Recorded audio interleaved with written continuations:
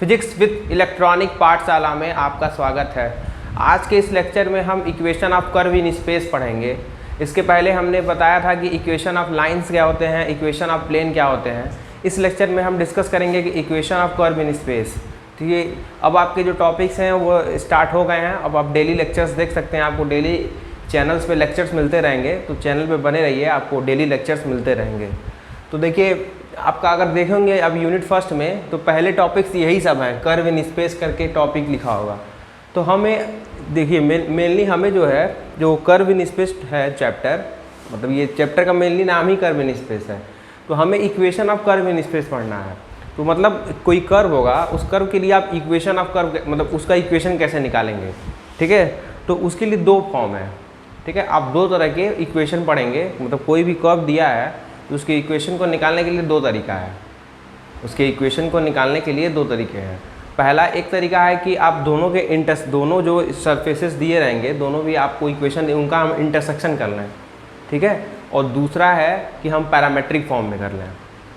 पहला है कि हम उसका, आइए देखते हैं, पहले डेफिनेशन देखते हैं। देखिए, there are two ways of representing a curve analytically. यहाँ पे दो तरीके हैं किसी भी कर्व को रिप्रेजेंट करने के, दो तरीके हैं। पहला तरीका देखिए, curve represented by intersection of two equation of the form.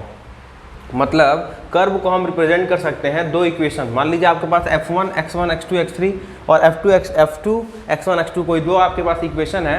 तो अगर उस इक्वेशन को इक्वल टू 0 और दोनों इक्वेशन को 0 के इक्वल रखेंगे तो ये दोनों सरफेसेस ये दोनों जो इक्वेशन हैं ये कर्व का रिप्रेजेंटेशन करेंगे। ये दोनों इक्वेशन अगर इस फॉर्म में है, देखिए f1 f2 क्या है, दो इक्वेशन है। f1 f2 क्या है, दो इक्वेशन है, और ये दोनों इक्वेशन बता रहा है कर्व को रिप्रेजेंट कर रहा है। ठीक है, लिखा है ना, curve represented by intersection of two equation. ये f1 x1 x2 x3 और f2 x1 x2 x3 ये दोनों क्या कर रहे हैं, दो कर्व के इंटरसेक्शन को बता रहे हैं। ये भी एक कर्व के, ये एक कर्व का इक्वेशन है, ये दूसरे कर्व का।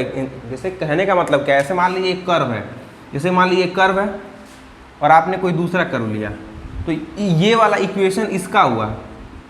ठीक है, ये वाला equation f1 x1 x2 x3 ये इक्वेशन एक कर्व का मान लीजिए, और ये वाला इक्वेशन जो है f2 x1 x2 x3 x1 x2 x3 समझ रहा है ना भाई। ये x1 x2 कोऑर्डिनेट बताते हैं भाई, x y z जैसे आप लिखते हैं 3 डायमेंशन में। आप क्या यूज़ कीजिए, क्योंकि स्पेस की बात कर रहे हैं ना। देखिए, कर्व इन स्पेस, तो स्पेस में हम 3D डायमेंशन लेके चलते हैं। ठीक है, तो वहाँ पे हम x1 x2 3D डायमेंशन लेके चलते हैं, तो वहाँ x1 x2 x3 कोऑर्डिनेट लेके चलेंगे। x1 x2 x3 का मतलब है कि ये x y z का फंक्शन है और ये भी x y z का फंक्शन है। तो जो दो कर्व दिए, दोनों के कर्व का इंटरसेक्शन जब करेंगे तो वह जो है वह इन दोनों लिखा है ना, वह कर्व को रिप्रेजेंट करेगा। Curve represented by intersection of two equation of the form. तो इसी तरह दो कर्व होंगे, देखिए ये दोनों इंटरसेक्ट कर रहे हैं, तो उनका इक्वेशन इस फॉर्म का होगा x1 x2 x3 equal to, मतलब ये जो इसका इक्वेशन होगा इसको इक्वल टू 0 रखेंगे, और ये जो कर्व होगा उसको इक्वल टू 0 रखेंगे। तो इन दोनों के इंटरसेक्शन का ये फॉर्म होता है। ठीक है, तो ये पहला आपका तरीका है, ये पहला तरीका है किसी curve in equation of curve in space.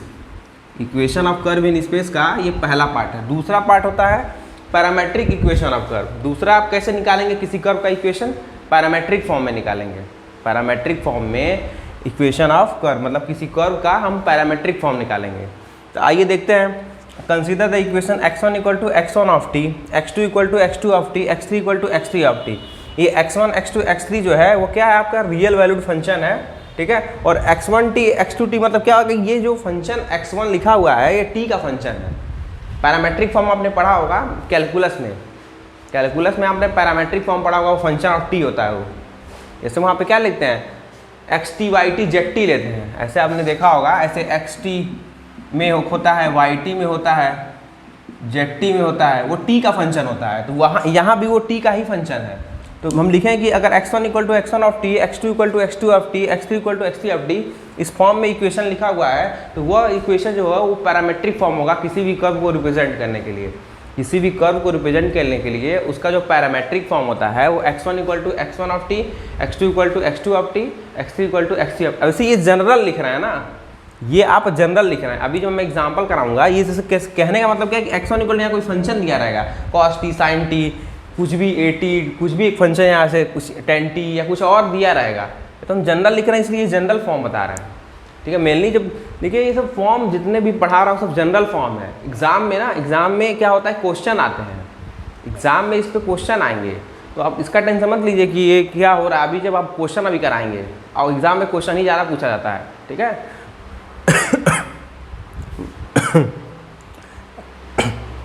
तो जहाँ पे x1 x2 x3 जो है वो रियल वैल्यूड फंक्शन है।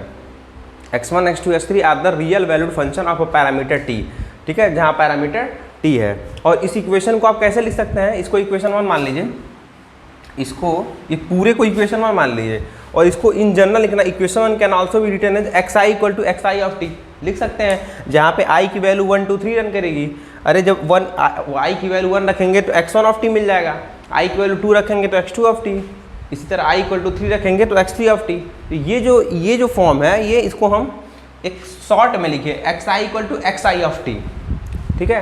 तो ये दो तरीके हैं, मतलब ये दो इक्वेशन होते हैं किसी भी कर्व इन स्पेस, मतलब कोई भी आपको कर्व दिया हुआ है उसके इक्वेशन को आप दो फॉर्म में पढ़ सकते हैं। एक तो दोनों कर्व का हम इंटरसेक्शन करें, तो दोनों कर्व का इंटरसेक्शन का फॉर्म ये है f of x1 x2 x3 equal to 0, f2 of x1 x2 x3 equal to 0, और दूसरा फॉर्म है पैरामेट्रिक फॉर्म।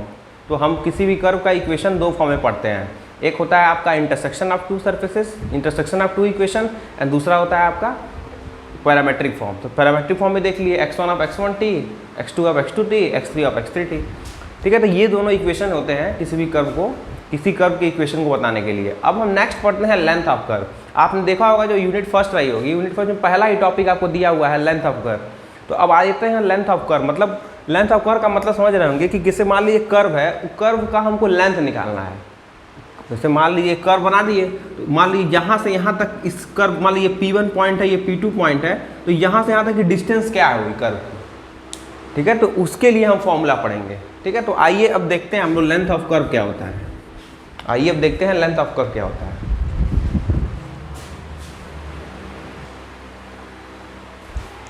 तो आइए अब देखते हैं हम लोग लेंथ ऑफ कर्व क्या होता है। हम देखते हैं अब लेंथ ऑफ कर्व क्या होता है, ठीक है। तो लेंथ ऑफ कर्व के लिए सबसे पहले हम कुछ अजम्पशन लेंगे। देखिए हम यहाँ पर लेंथ ऑफ कर्व के लिए डेरिवेशन करेंगे, लेंथ ऑफ कर्व के लिए फॉर्मूला फाइंड करेंगे कि कैसे किसी कर्व का हमको लेंथ निकालना हो तो उसके लिए कोई फॉर्मूला होगा, उस फॉर्मूले को डिराइव करेंगे। तो आइए कैसे देखेंगे। सबसे पहले देखिए, consider a curve whose equation is xi equal to xit। मान लेते हैं एक कर्व है जिसका जो इक्वेशन है, हमको पता था कि xi इक्वल टू xit, ये कैसा इक्वेशन है, आपने माना है कि एक कर्व है जिसका equation xi equal to xit, ये कैसा इक्वेशन होता है, ये इक्वेशन पैरामेट्रिक फॉर्म होता है। किसी कर्व का पैरामेट्रिक इक्वेशन क्या होता है, xi इक्वल टू xit। आपने कोई कर्व लिया c, ठीक है, मैंने यहाँ कर्व c ले लिया, इस कर्व का इक्वेशन मान लिया xi इक्वल टू xit, ठीक है। ये कर्व है, ये कर्व है, ये ऐसे जो बना हुआ है, वेव की तरह जो बना हुआ है, ये कर्व है, कर्व का नाम c है, ठीक है। और उसका जो इक्वेशन मान लिया, इस कर्व का इक्वेशन है xi equal to xit which is parametric form. जहाँ पे t जो होता है वो क्या होता है, जहाँ पे t क्या होता है, पैरामीटर होता है। Where t is a parameter of a given curve, where t is a parameter of a given curve, ठीक है। t जो है यहाँ इसका पैरामीटर है इस कर्व का, ठीक है। आपको पता है कि t क्या होता है, पैरामीटर होता है, ठीक है। तो let p naught is a fix point this curve. मान लेते हैं कि p नॉट, देखिए आपने क्या किया, इस कर्व पर एक पॉइंट p नॉट लिया, इस कर्व पर एक पॉइंट p नॉट लिया, ठीक है। जैसे समझने के लिए इसको आप फिर से बना लीजिए, रुकिए मैं आपको बताता हूँ फिर से कैसे आप इसको समझेंगे। देखिए सबसे पहले हमने एक कर्व लिया था, सबसे पहले आपने एक कर्व लिया था, ठीक है। इस कर्व का नाम हमने c दे दिया था, कर्व का नाम हमने c दे दिया था, ठीक है। फिर हमने माना कि let p naught is a fix point, देखिए लिखा हुआ है let p naught is a fix point on this curve, देखिए on this curve corresponding to parametric value t equal to t naught. तो हम मान लेते हैं कि कोई पॉइंट p है, देखिए यहाँ पे हमने कोई पॉइंट p नॉट माना, ठीक है, at t equal to t naught पे, at t equal to t naught point पर इस पे हमने एक पॉइंट p नॉट फिक्स कर दिया, इस कर्व पर p नॉट कोई पॉइंट फिक्स कर दिया at t equal to t naught point पर, ठीक है। t equal to t naught का इसका पैरामीटर है, इस पॉइंट p नॉट का पैरामीटर है, उसको हमने फिक्स कर दिया, इस पॉइंट को हमने इस कर्व पर फिक्स कर दिया, ठीक है। And P is arbitrary point corresponding to parameter. और इसी तरह कहीं पॉइंट P आएगा उसको हमने फिक्स कर दिया, इसी तरह कहीं पॉइंट P आएगा इसको हमने फिक्स कर दिया, ठीक है। अब P किसी पॉइंट T पे आएगा, एट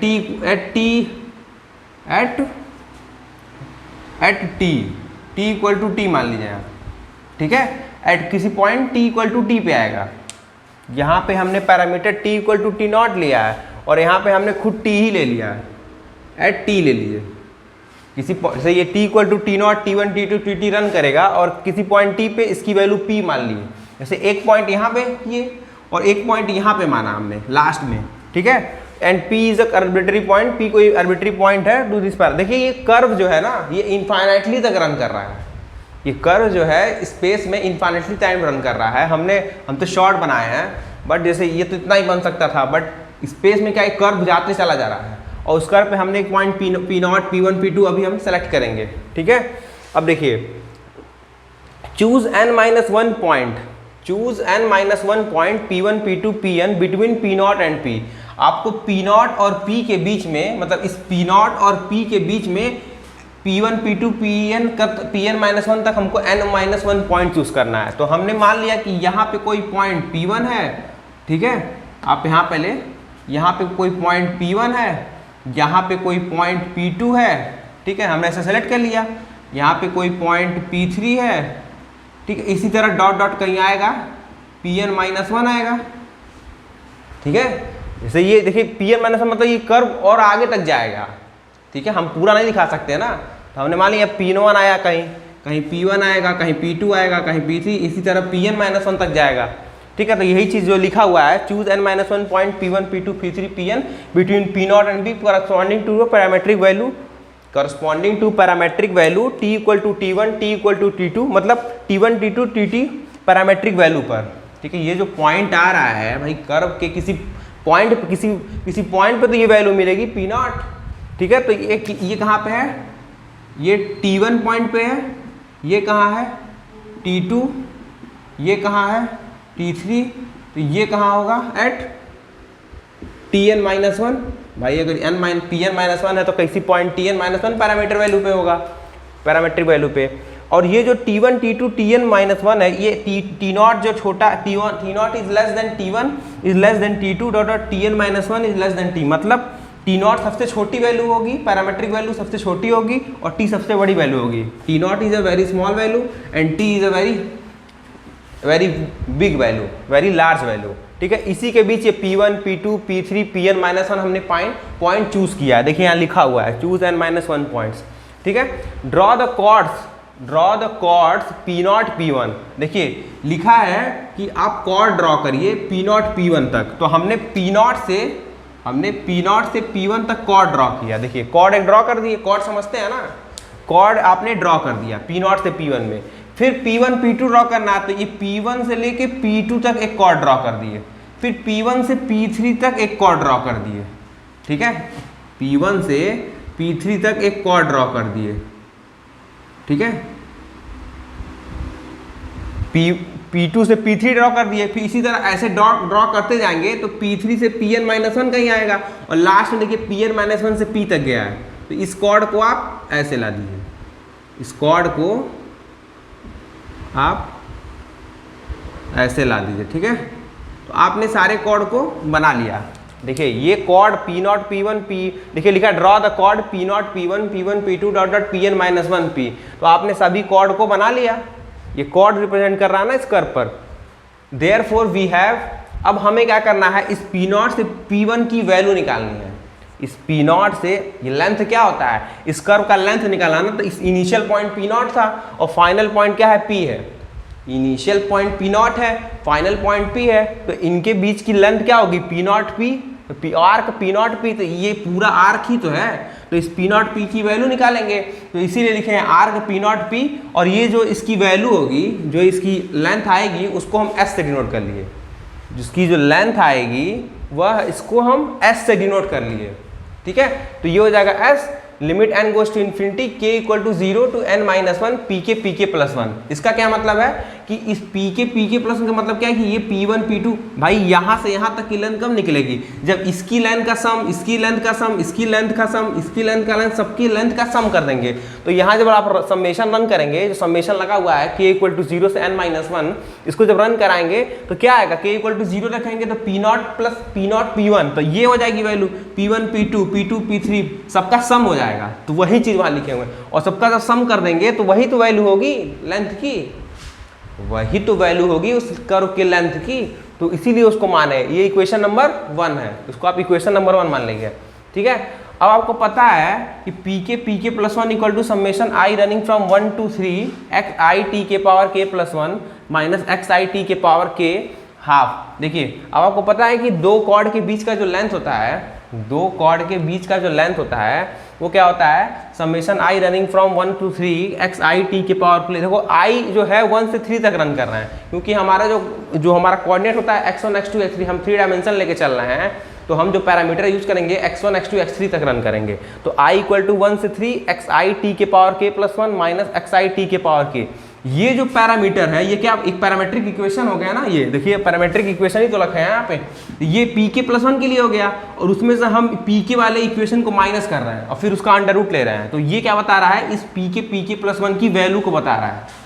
किया क्या गया, देखिए pk प्लस 1 क्या है, pk यहाँ से लेके यहाँ तक की लेंथ। तो हमको पता है कि हम पैरामेट्रिक फॉर्म का इस pk का इक्वेशन जानते हैं, pk प्लस 1 का भी इक्वेशन जानते हैं, इक्वेशन ऑफ कर्व पढ़ चुके हैं ना, equation of xi equal to xit। तो pk प्लस 1 का इक्वेशन ऑफ क्या होगा, पैरामेट्रिक फॉर्म xit के प्लस 1 और pk के लिए xit के पावर k। तो जब इन दोनों के इक्वेशन को माइनस करेंगे तो जो रिक्वायर्ड आएगा वही क्या होगा, इन दोनों के इक्वेशन का वैल्यू होगी। तो इस इक्वेशन 2 को अभी इसको आप इक्वेशन नंबर 2 मान लीजिए। देखिए पूरे का अंडर रूट लेना है, पूरे का, देखिए पूरे का आप अंडर रूट लीजिए, 1/2 लिखे हैं, इसको आप इक्वेशन नंबर 2 मान लीजिएगा, इसको आप इक्वेशन नंबर 2 मान लीजिएगा। अब आप डिफरेंशियल कैलकुलस में मीन वैल्यू थ्योरम पढ़े होंगे, मीन वैल्यू रोल्स मीन पढ़े, तो मीन वैल्यू थ्योरम से एक फॉर्मूला होता है एक्स आई टी के पे प्लस 1 एक्स आई टी के plus 1 minus x I T के। मतलब ये क्या है, ये पी के प्लस 1 वाले का पैरामेट्रिक फॉर्म है, ये पी के प्लस 1 जो पॉइंट है उसका ये इक्वेशन है और ये पी के वाले का ये है। डिफरेंस इन दोनों का अपॉन टी के प्लस 1 माइनस टी के equal to x dot i. देखिए ये क्या है कि ये जो इक्वेशन है इनके डिफरेंस अपॉन टी के प्लस 1, ये जो पैरामेट्रिक वैल्यू था इनका डिफरेंस, ये पूरा वैल्यू क्या बता रहा है, एक नया फंक्शन देगा। इस पूरा वैल्यू जो है एक नया फंक्शन देगा, उस फंक्शन को हम रिप्रेजेंट किए हैं एक्स डॉट आई। एक्स पे डॉट है मतलब डिफरेंशिएशन है, डॉट जब भी लगा होता है किसी वेरिएबल पे उसका मतलब डिफरेंशिएशन हो रहा है। तो एक्स डॉट आई, आई तो आप समझ रहे हैं 1 2 3 रन करेगा एप्सिलॉन के, मतलब ये जो आया वैल्यू वो किसी नए पैरामीटर एप्सिलॉन के में मिला। ये जो नया आपको मिला वैल्यू वो क्या हो गया, एक ये जो वैल्यू है ये एक नया फंक्शन देगा आपको। तो ये नया फंक्शन देगा तो उसकी जो वैल्यू आई उसको हमने मान लिया कि एक्स डॉट आई के फॉर्म में आएगा और एप्सिलॉन के उसका पैरामीटर होगा। यहाँ पे पैरामीटर टी के फॉर्म में चला था, यहाँ पे जो पैरामीटर मिला वो एप्सिलॉन के फॉर्म में मिला। ठीक है, तो ये जो वैल्यू मिली हुई है इस वैल्यू को हम इक्वेशन नंबर 2 में यूज़ करेंगे। ठीक है, इसको आप इक्वेशन नंबर 3 मान लीजिएगा। उधर जगह नहीं है, इसको इधर माने हैं, ये इक्वेशन नंबर 3 है। ठीक है, इसको आप इक्वेशन नंबर 3 मान लीजिएगा, उधर जगह नहीं था इसलिए इधर इक्वेशन बनाया है। अब आगे देखिए क्या होगा, देखिए यहाँ तक स्क्रीनशॉट लेना हो तो ले लीजिए आप। ठीक है, अब देखते हैं। देखिए अब क्या करेंगे कि हम ये जो इक्वेशन 3 है ना, इस इक्वेशन 3 को इक्वेशन 2 में रखेंगे। ठीक है, आइए देखते हैं। तो यहाँ से देखिए वैल्यू क्या मिल जाएगी, इक्वेशन 2 को और इक्वेशन 3 को यूज करें। ठीक है, तो क्या होगा आइए देखते हैं। तो देखिए सबसे पहले लिखिएगा using equation 2 in 3, using equation 2 नहीं 3 into यूजिंग इक्वेशन। यहाँ से क्या करिए कि एक्स आई टी के plus 1 minus x I T के है, तो ये वैल्यू उठा के उधर कर दीजिए। ये जो नीचे वैल्यू लिखी हुई है इसको आप इससे मल्टीप्लाई कर दीजिए, तो आपको एक्स आई टी के plus 1 minus x I T के पावर के की वैल्यू मिल जाएगी। और यही वैल्यू यहाँ आप सब्स्टिट्यूट कर दीजिए। यहाँ से ये वैल्यू निकाल के ये इक्वेशन 3 से इसमें रख दीजिए। तो यूजिंग 3 in 2 वी हैव, क्या हो जाएगा, पी के plus 1 equal to summation i running from 1 to 3, इसकी वैल्यू क्या हो जाएगी, टी के माइनस टी के प्लस 1, टी के प्लस 1 माइनस टी के प्लस 1 माइनस टी के, और एक्स डॉट आई एप्सिलॉन के, एक्स डॉट आई एप्सिलॉन के, एक्स डॉट आई एप्सिलॉन के हो जाएगा। ठीक है, देखिए किए कुछ नहीं है, यहाँ से आप क्या करिए, यहाँ से आप वैल्यू निकालिए। तो ये वैल्यू क्या हो जाएगी, इससे मल्टीप्लाई हो जाएगी। तो ये जो ऊपर वाला टर्म यही तो यहाँ लिखा हुआ है। तो आप क्या किए, इस वैल्यू को यहाँ पे रख देंगे। तो जब आप इस वैल्यू को इक्वेशन नंबर 2 में रखेंगे,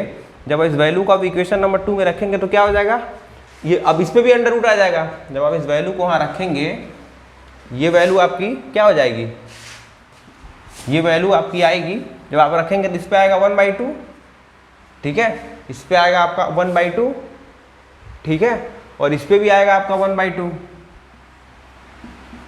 भाई ये उधर जाएगा तो ये 1/2 इधर आएगा, 1/2 आएगा। अब देखिए क्या हो जाएगा यहाँ से, अब आपका जो इक्वेशन आएगा, अब आप इसको इक्वेशन